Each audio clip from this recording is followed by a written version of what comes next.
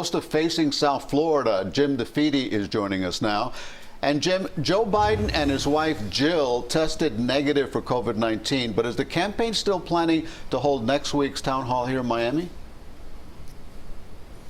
That's what they're talking about. I know that just a few moments ago they canceled several events in Michigan. I'm sure that they are reevaluating exactly how active on the campaign trail they want to be. But let's just sort of take a step back for a moment and just sort of think about the big picture here of what's taking place, and how it relates to Florida.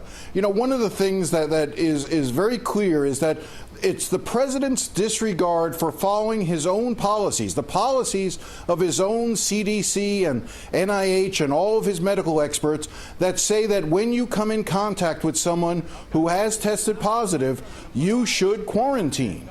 The president did not do that here, and as a result, we are now seeing widespread contact tracing.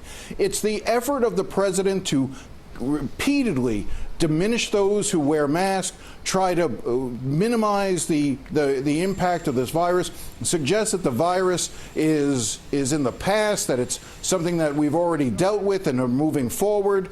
And it's those policies which you see articulated from the White House that leads to the situation we are in now, which is a national crisis where the commander-in-chief is now in a situation where we don't fully understand his health care right now. But more importantly, those policies have been echoed in a number of states, most notably Florida.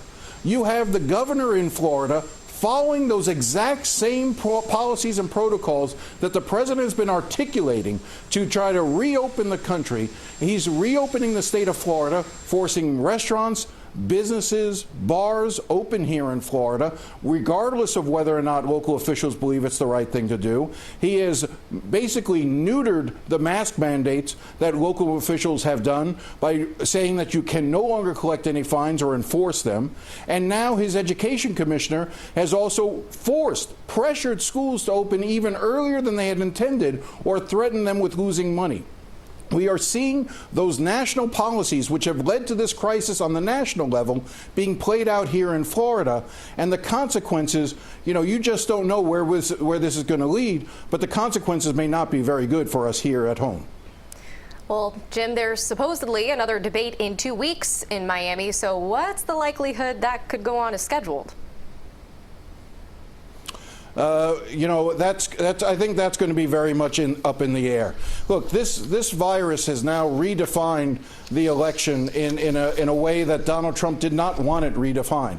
Donald Trump, for the past several months, has been doing everything possible, as I said, to shift the focus of this campaign off the coronavirus to other issues. He wants to make it about rioting and looting and defunding the police. He wants to make it about those issues that he feels that he is strongest on, the Supreme Court, things along that line. But that's not the case anymore. This election is now going to be all about the coronavirus, his handling of it, what he's doing in the White House, what led to his own, succumbing to this disease and having it as a result and now testing positive. So all of those issues I think this is what you're going to see for the next several weeks. And I don't expect to see Donald Trump out of the White House at least for 10 days, if not 2 weeks, possibly longer. We are definitely in uncharted territory. Jim DeFede will continue following, and thanks again, Jim, for joining us with your insight. And a reminder, you can watch Facing South Florida with Jim DeFede Sunday mornings at 8:30, only here on CBS 4.